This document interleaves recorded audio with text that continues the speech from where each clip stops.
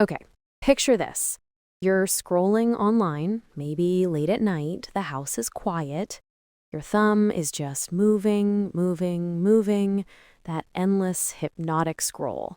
Then you see a name trending, a name you recognize. It could be a celebrity, a politician, an author, maybe even just a normal person who's suddenly gone viral for all the wrong reasons. You click, and what you find is a firestorm, an absolute digital inferno. It's always a firestorm. Exactly. And it started with something small. One tweet, one old photo, one stupid joke from like 10 years ago, one mistake. And now their entire life, their career, their reputation is being destroyed overnight, in real time. And thousands, sometimes millions of people are watching. Not just watching, but participating, piling on, sharing the memes. It's like a spectator sport. Which brings us to the real question, the one we're tackling today on the behavior code. Why? Why do millions of people enjoy watching someone fall? It's a huge question, Gabriel, because it feels so wrong. But at the same time, so many people are doing it. Today, we're going deep into the psychology of cancel culture. And we promise you, what we found is a dark and honestly a very human psychological truth about all of us. So let's start with the basics. What even is cancel culture? Because that term gets thrown around for everything now. Totally.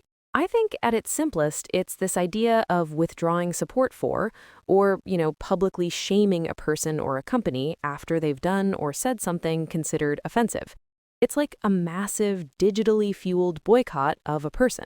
Right. And I think we have to draw a line here. There's a difference between accountability and punishment, right?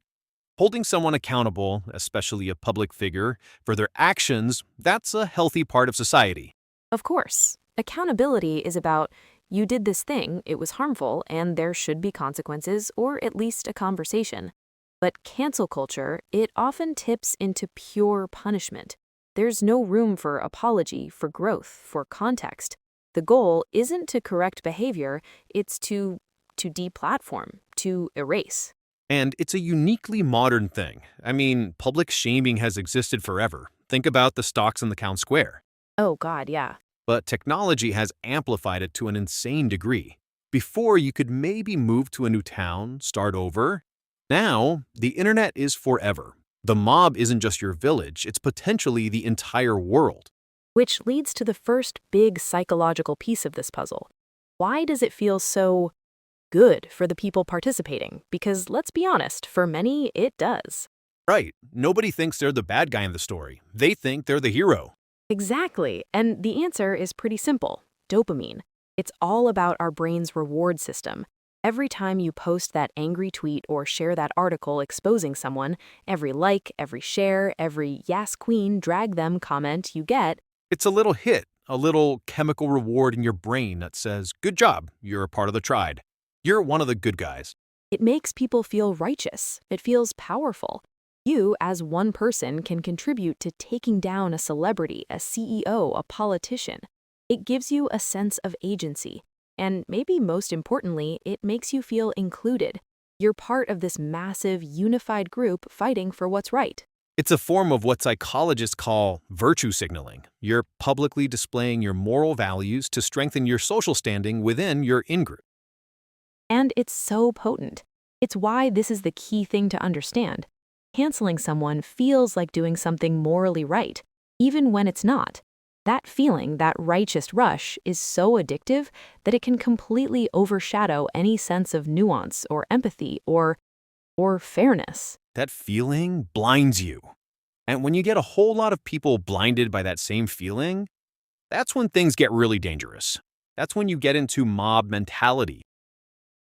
Yes, groupthink, the digital mob. Yeah, there's a psychological concept called the individuation. It's a fancy word, but it basically means that when people are in a large group, they lose their sense of individual identity. They stop thinking for themselves and start thinking like the group.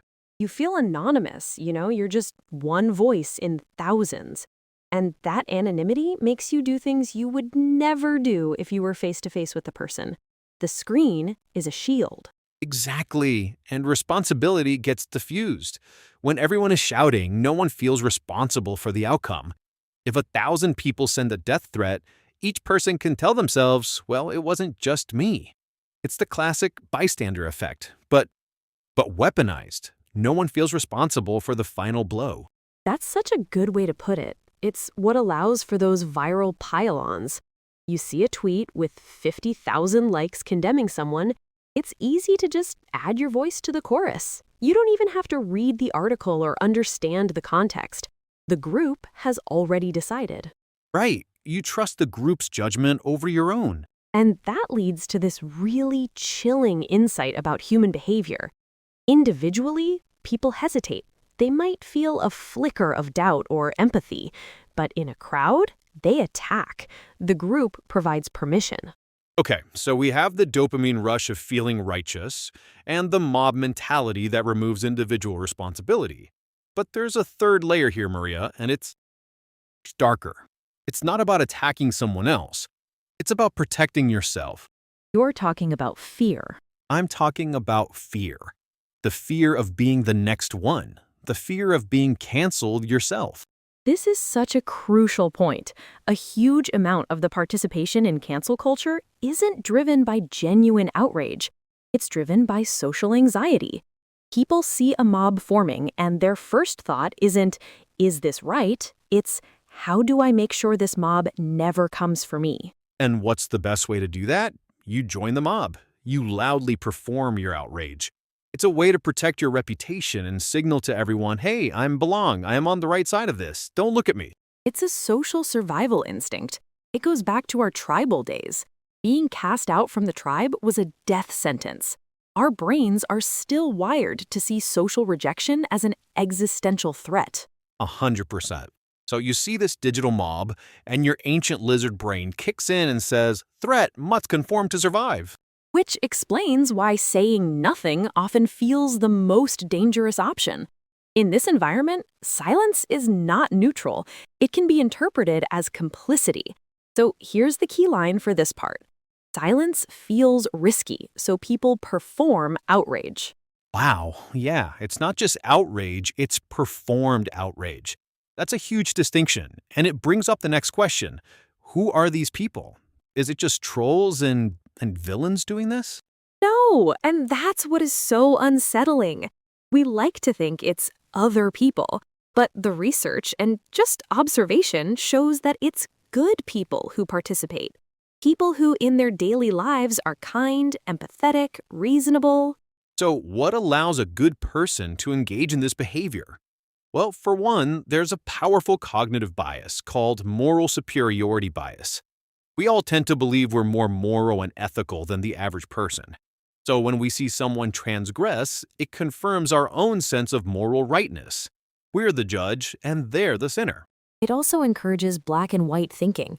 The online world is not built for nuance. It's built for hot takes and dunks. A person is either a hero or a monster. A statement is either perfect or it's toxic. There is no in-between. And the lack of context is huge. We see a 15-second clip, a single tweet, a screenshot without a source, and we feel we have enough information to pass a final judgment on a person's entire character. Right, and all of this, the moral superiority, the black and white thinking, the lack of context, it leads to the final crucial ingredient, dehumanization. You stop seeing the person being canceled as a human being who made a mistake. They become an avatar for a bad idea, a symbol, and it's very, very easy to be cruel to a symbol. Which brings us to what I think is the most important insight of this entire episode. Cancel culture isn't driven by villains, it's driven by ordinary people. It's driven by our own cognitive biases and psychological blind spots, amplified by technology. It's us. That's the uncomfortable truth. And we have to talk about the consequences, because this isn't a harmless online game. It has real, devastating effects. Let's start with the person who gets canceled. What happens to them?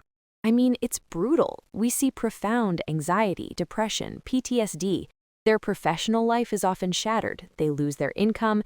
Their reputation is permanently stained. But I think the worst part is the social isolation.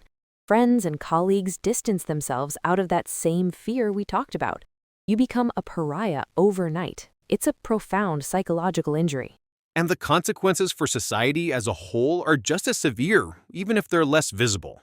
When the punishment for a mistake is social and professional death, what does that do to our public discourse? It creates a culture of fear. People become afraid to be honest, to ask questions, to explore complex ideas, to make mistakes. You get less honesty and more performance. It kills nuance because nuance can be twisted and used against you. It stops us from being able to have difficult conversations because everyone is walking on eggshells. It encourages intellectual conformity. And what about the people who participate? This is a point that often gets missed. Being in a constant state of outrage is exhausting. It's mentally and emotionally draining. Living online, constantly scanning for the next person to be angry at, it takes a toll. It burns you out and makes you cynical. Though it's harmful for the canceled, it's harmful for society, and it's harmful for the cancelers themselves. It seems like nobody really wins. So what do? We've painted a pretty bleak picture of human psychology here. I think the way forward starts with a powerful mental shift, a reversal of perspective. We spend all this time judging others, so I want everyone listening to just take a second and ask themselves this one question. What if you were the one being judged? What if your worst moment, your most ignorant take, your stupidest joke from your past, what if that was screenshotted and became the only thing people knew about you? Would you want grace? Would you want context? Would you want a chance to explain or apologize or show that you've grown? Of course you would. And that's the beginning of the solution. It's about encouraging critical thinking. Before you share, before you comment, before you join the pile-on, just pause, slow down your reaction. Ask yourself, do I have the full story here? Am I reacting emotionally? What is the goal of my participation? Is it to help or is it to harm? It's about being aware of these psychological traps we've talked about, the dopamine rush, the groupthink, the fear, because when you're aware of them, they lose their power over you. Awareness equals power. You can choose not to be a puppet of your own instincts. That's it, isn't it? It's not about letting harmful behavior slide. Accountability is still important, but it's about choosing a better way, a way with more empathy, more curiosity, and less certainty. It's about remembering there's a human being on the other side of the screen. Well said. Which I think brings us to our final thought for today. Yeah, after looking at all of this, the psychology behind it, it's clear that this phenomenon isn't just a reflection of our culture. It's actively shaping it, and it's shaping us, which leads to this concluding idea. Cancel culture doesn't just reveal who we are, it changes who we become. It makes us more fearful, more judgmental, less forgiving. But recognizing that is a first step to choosing something different. It's a choice we all have to make every time we log on. Thank you for joining us on this deep dive. As always, this was the Behavior Code. And if this made you think differently, even a little, maybe share it with someone. Start a conversation. That's how we start to change the code.